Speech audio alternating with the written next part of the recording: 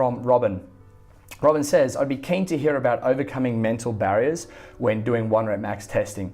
I get a little bit of a block and psych myself out, especially when I'm trying to move from, for example, the high 40s into the early 50s. So trying to break these little benchmarks. So basically the traditional view of confidence is that it comes from accomplishment of a task. It's like the 4-minute mile or the Roger Bannister effect, where as soon as something is done, it then opens the floodgates for everyone else to do it.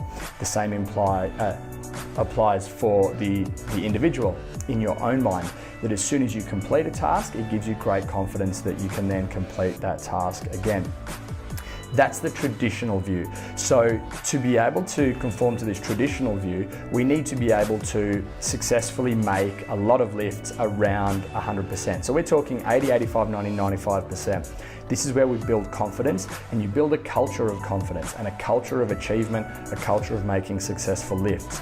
If you're consistently missing lifts, this is not going to help with the confidence, and it's not going to help you breaking through those barriers of 40 to 50 kilos, 99 to 101 kilos.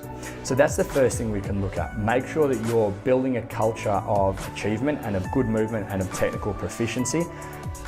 The second element that comes in is we get confidence from a lot of preparation. So if we are well prepared in what we've done, then we can take confidence into future performances.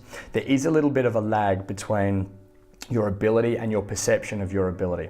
So maybe you can snatch 80 kilos, but your mind is still perceiving that you can only snatch 70 kilos because that's where you were 6 months ago. So understand that there is this lag, so take confidence from the fact that you're probably better than you think you are. There's another model or concept of confidence, and what I'm going to do is read from The Chimp Paradox, which is a book by Professor Steve Peters.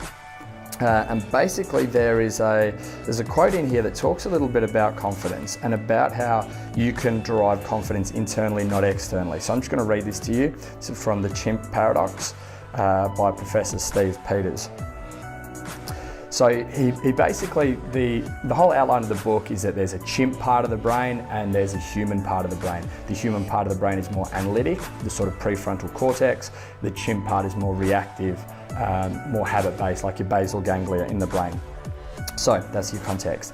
The chimp is saying, I'm basing my confidence on my belief in my ability to reach certain levels that I have to achieve, and I cannot deal with the consequences of not reaching them. This is the chimp part. Whereas the human is saying, I'm basing my confidence on doing my best to reach certain levels that I would like to achieve. And as an adult, I can always deal with any consequences of not reaching them. So the key here is that your confidence should come from the process, not from the outcome. If you don't make it, it's okay, it's fine. Failure is an opportunity to learn. Without failure, it's a surefire way of knowing that you're not pushing your limits and working to your extremes. Robin?